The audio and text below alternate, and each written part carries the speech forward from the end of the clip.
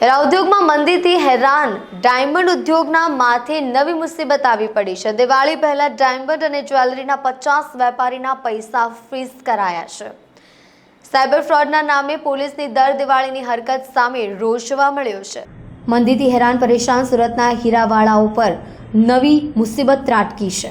સુરતની 50 ડાયમંડ કંપનીના bank account Bengal, Kerala અને મહારાષ્ટ્રની પોલીસે સીઝ કરી દીધા છે। જેના લીધે આ હીરાવાળાઓના બેન્કિંગ ટ્રાન્ઝેક્શન ઠપ થઈ ગયા છે। વળી આ 3 રાજ્યોની પોલીસવાળા બેંક એકાઉન્ટ ખોલવા માટે લાંચ માંગતા હોય હીરાવાળાની હાલત કફોડી બની ગઈ છે। સાયબર ફ્રોડની શંકાને પગલે મહારાષ્ટ્ર, કેરળ અને પશ્ચિમ બંગાળની પોલીસે સુરતની ડાયમંડ જ્વેલરી કંપનીમાં 500 કરોડની બેલેન્સવાળા એકાઉન્ટ સીઝ કરતા સુરતના ઉદ્યોગકારો ચિંતામાં મુકાયા છે।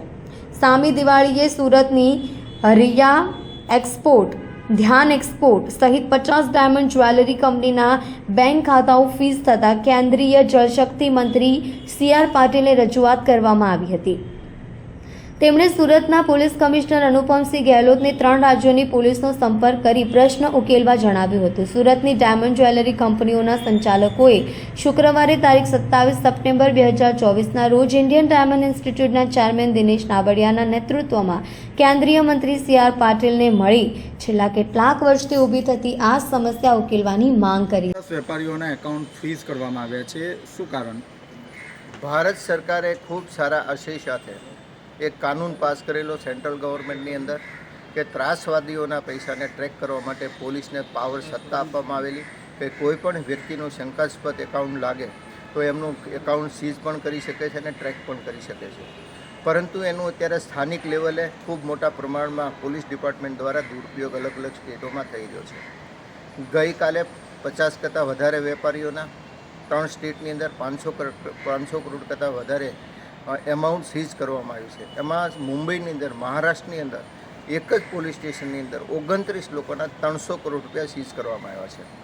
આ એક લૂંટ ચલાવી રહ્યા છે પોલીસ ડિપાર્ટમેન્ટ દ્વારા। અને જે અમુક લોકો તો કાલે એવી પણ ઘટનાઓ સામે આવી છે કે જ્યારે અમે ભારતીય જનતા પાર્ટી ગુજરાતના અધ્યક્ષ એવા CR પાટીલ સાહેબ અને કેબિનેટ મંત્રીને રજૂઆત માટે ગયેલા ત્યારે આ પણ વાત વેપારીઓ કરી હતી કે અમુક તો આ રીતના માંગણીઓ કરવામાં આવે છે અને અમુક તો પૈસા આપીને પતાવટ પણ કરી અને પોતાના એકાઉન્ટ ચાલુ, કારણ કે પોતાના એકાઉન્ટની અંદર 2-3 કરોડ રૂપિયાની સીઝ થઈ જાય તો માણસ ક્યાં જાય? સામી દિવાળી આવા બધા પ્રોબ્લેમ અને એનો લાભ અત્યારે આ ડિપાર્ટમેન્ટ દ્વારા લઈ રહ્યો છે।